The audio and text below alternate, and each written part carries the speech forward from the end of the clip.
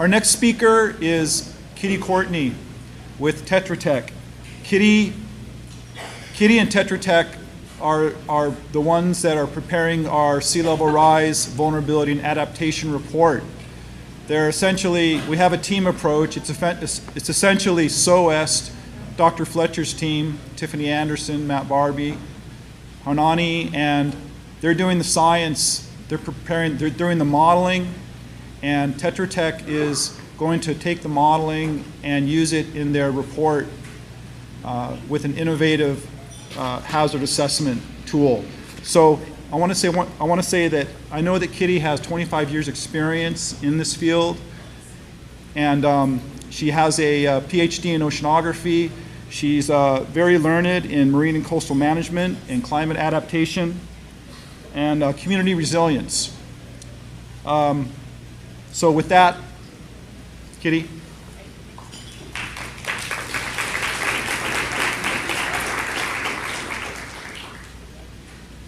Good morning, everyone. So I was reflecting on the way in and realized that it would have been about 30 years ago, about this time of year, when I would have been just over at the Marine Science Building, banging away on the very first computer I ever owned, trying to finish my dissertation on the impacts of climate change on coral reefs and how they calcify. And I have to admit that at the time it was an academic question, but it's not academic, is it, anymore? And so it's with great pleasure that our Tetra Tech team is helping to provide support to the Interagency Climate Adaptation Committee. It's nice to be able to, after all the years I've worked internationally on these issues, it's nice to do something at home. So I just have two goals for this presentation. I want to give you a quick overview of Act 83, what did it do, and the progress that we've made to date, and to stimulate your thinking on sea level rise adaptation, not only for this afternoon, but beyond. So when this act passed in 2014, it basically said, climate change was going to profoundly impact our life, our way of life. It established an interagency climate adaptation committee whose mission is both long-term collaboration, but also an initial focus on sea level rise. And the main task before the committee and our job in supporting the state and working with Dr. Fletcher's group is to prepare the statewide sea level rise vulnerability and adaptation report by December 31st, 2017. I had an acronym in there. I hope Suzanne left. So it's not SLUR, it's sea level rise. One of the things that was launched in December was the Hawaii Climate Adaptation Portal, and I want to bring this to your attention. I think you all went there to register, but please keep that in your favorites. You will be able to find the schedule of meetings of the ICAC, key documents, resources, and we have a lot of great links. And Dan Dennison is here photographing and videotaping all this. These will be placed up on the website too, so you'll be able to tell friends of yours who were not able to hear these presentations to view them.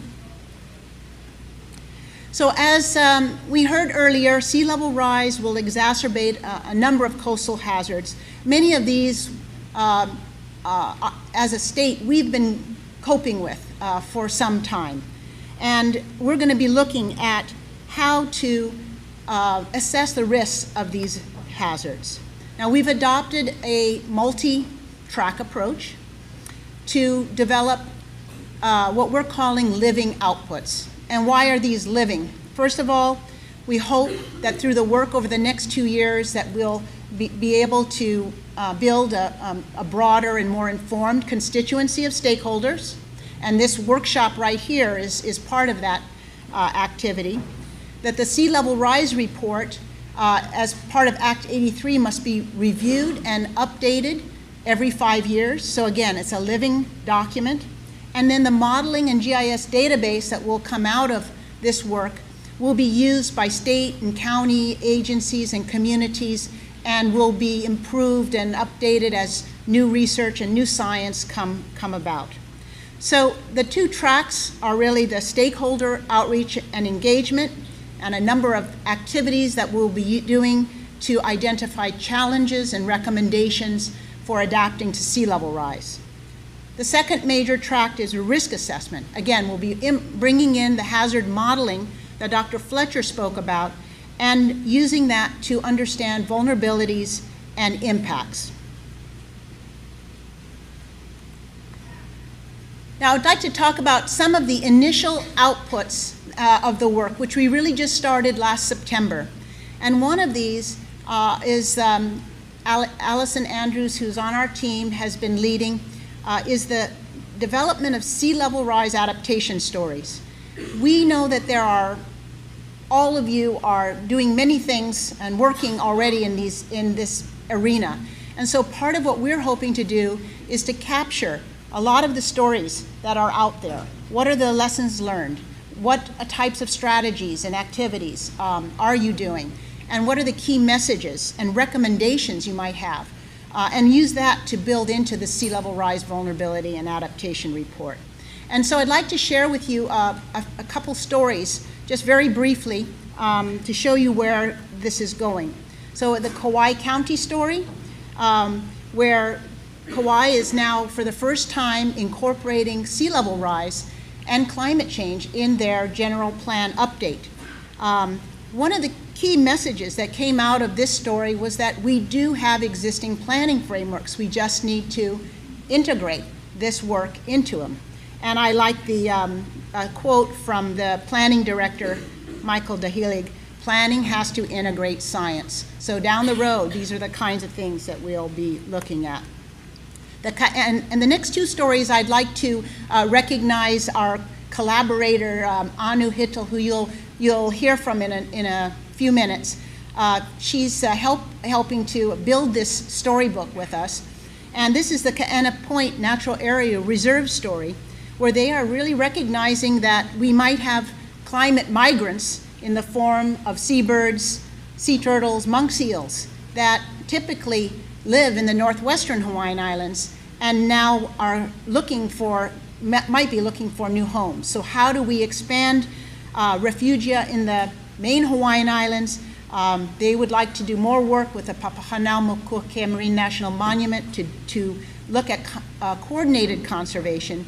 And of course, education and outreach will be important because there will be conflicts, and we have already started to see some of those conflicts when we have monk seals coming in and people kind of clashing in territories. The last story I just quickly want to share was from Bellows Air Force Station. They've really recognized how important managing the sand dunes are for preserving the recreational and cultural significance of their area, and then engaging communities in this work. So these are just a few stories, and I know there are so many out there, and I would like to ask you, we have at the registration desk a little simple form and template. If you would like to share a story, please go and get that form, or if we run out, you can email Allie. Her information will be up there, and share our stories. And we can start building this larger base of information. So now I'd like to shift to the second track of our approach. So the first being the education and outreach and some examples, and now this one, which is more the risk assessment, and how do we project those risks from sea level rise. And so I just want to show you that the risk assessment, that orange in the center here, is really built on two key inputs. One are the projections of future coastal hazards. We've seen what those are from Dr. Fletcher's work and the sea level rise projections that we'll be looking at for the different years. And on the right side are the community data, which we are amassing from the counties, the states, and any other sources that will help provide us with a good database of what are all the environmental, social, and economic assets that might be impacted, might be vulnerable to these various hazards. And we will be using HAZIS, which is a model software program, open access, open source, that's developed and maintained by FEMA as a primary tool with geospatial analysis to look at the vulnerability and to quantify losses. So let me just show you some of the very interim outputs of such a modeling effort, and then for starting with the 100-year coastal floodplain. So on the left, FEMA develops flood insurance rate maps, and this red area shows the 1% annual risk of flooding. So if you look at, this is Eva Beach, and we're using the same pilot that Dr. Fletcher showed. If you look at that, it's hard to see, but there's just very small amount of properties just at the very edge of that flood zone. And you can see Fort Weaver Road is that white dash line. So what this says is if you have a home in that floodplain and you have a federally backed mortgage, you must have flood insurance. And so this is a regulatory tool that FEMA uses. And if you haven't been to our state's flood hazard assessment tool, you can put in your address and see where you are in relation to this zone.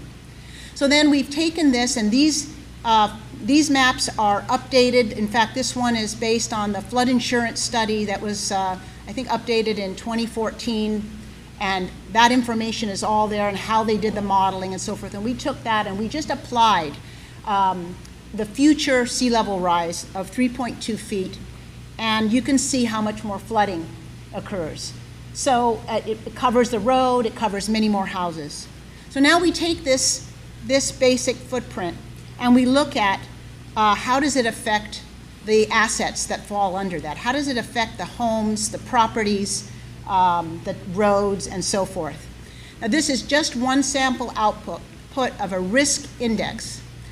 It shows you dark areas, which have a higher number, a higher potential risk, and lighter areas that are a lower risk. The index ranges from 0 to 1, and it's shown at the census block level. So while our analysis actually goes property by property, building by building, we are rolling that information up and presenting it as a way of communicating risk at a census block level. This index happens to be a composite of variables: social variables, economic variables, and environmental.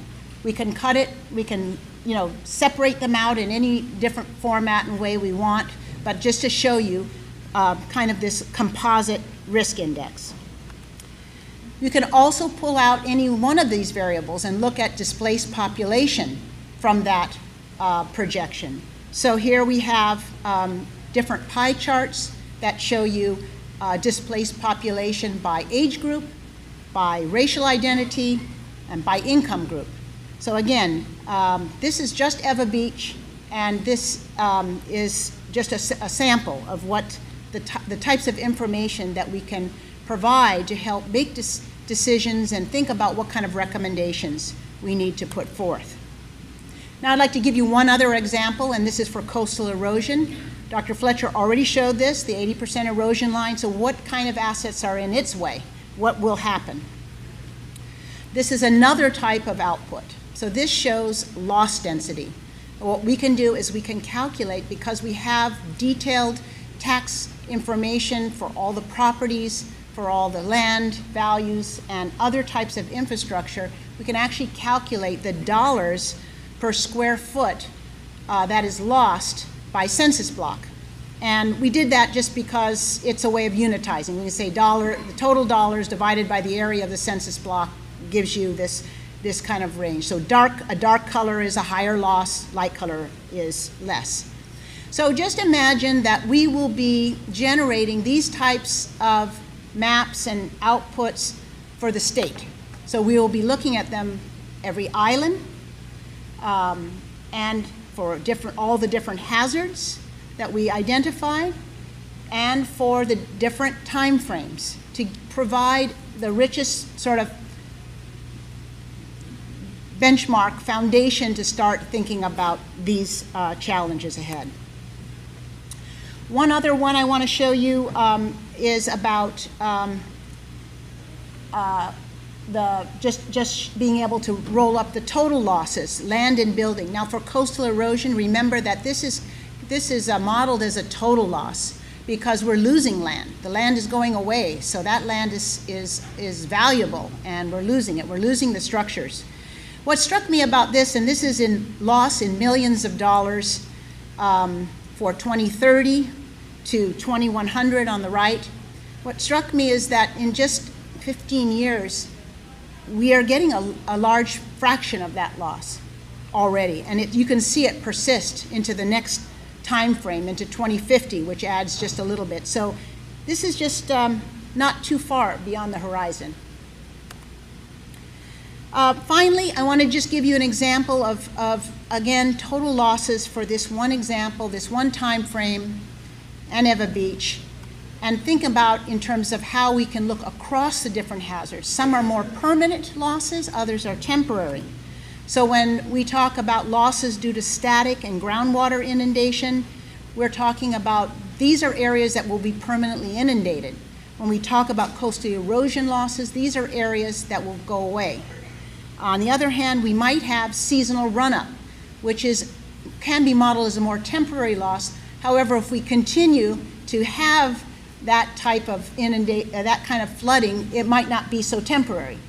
And again, the 100-year coastal floodplain is yet another sort of more temporary based on the way that probability is.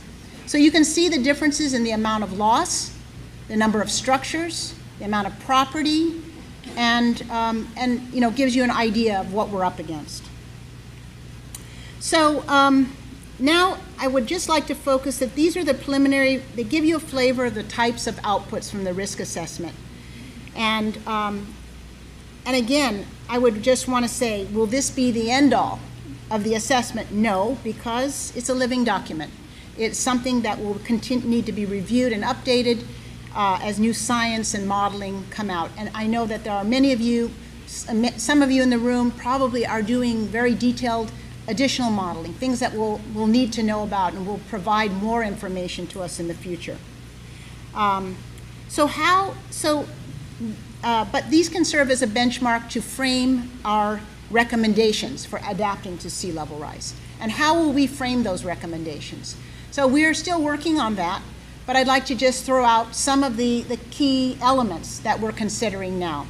And these include adaptation strategies, tools, and governance. So there's generally four kinds of adaptation strategies that we typically find in the literature. These are protection, accommodation, planned retreat, and preservation.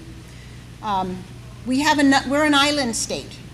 We may not be able to move our airport, so we may have to adopt strategy to protect certain types of structures and critical infrastructure with hardening with shoreline hardening or hardening structures, even though we know that probably has some adverse effects.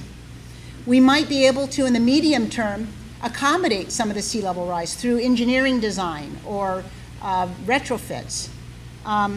We ultimately probably want to start thinking about how do we discourage development in high-risk areas through overall planned retreat. And lastly, we talked about the Kaena Point story.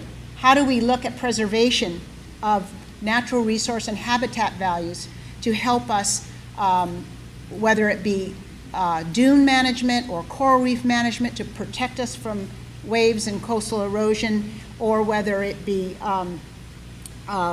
allowing for climate migrants from low-lying islets in the northwestern Hawaiian Islands.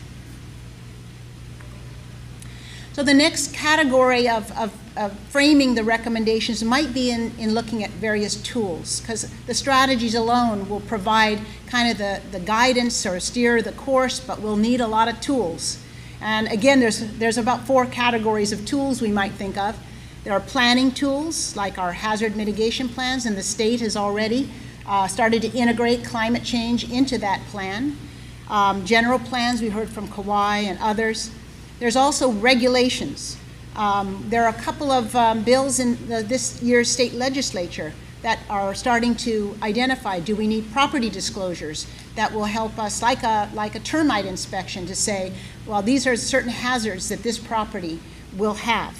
And an environmental review. How do we consider climate change and sea level rise in that? There are spending tools.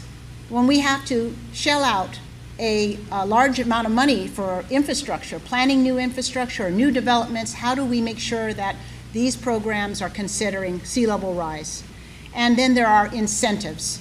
The community rating system is one interesting one that I know Maui and the Big Island are part of FEMA's community rating system. This gives you, if you put in place certain practices and provisions, this will help reduce your insurance premiums. So we should look at, some of these types of programs. Finally, we need to think about governance. What are the, how do we work in the future? Is there something different we need to do? How do we ignite innovation? Do we need to, build a stronger stakeholder empowerment through various outreach and engagement activities? How do we make the collaboration that we all do, kind of more effective? I mean, how do we really break down some of the silos that we might need to do to work together? And finally, we probably need to have a more adaptive approach in how we, not only to address uncertainties that may come and in the science and the projections, but maybe also on how effective our plans and our actions are, so that we can test small things and see if those are really going to work the way we think they're going to work, and monitor and evaluate those. And we can do a lot of that testing now. So anyway, finally, I just will end with, what will our sea level rise report look like? As Dr. Fletcher showed us the sea level rise sampler. Well, these are kind of the draft sections, as it were. We want to project an image of a vision for the future that articulates the cost of inaction, as well as a call to action. We want to have a clear statement about what are the risks, what are the projected changes, global and local, of sea level rise. We will have a section that pulls together and communicates the potential risks to Hawaii's communities, infrastructure, resources, environment, as much as information as we can provide. And then we'll have some overview of the kinds of recommendations, both in terms of strategies and tools that are needed, but also in recommended institutional arrangements and governance. And finally, for those who want to go deeper, dive deeper, the last part will be really the methodologies, the assumptions, and the detailed results, so we can document carefully what all those are, so that when we go back to review this and update that there is no question what the basis of this report is, so that we can build on it in the future. Thank you.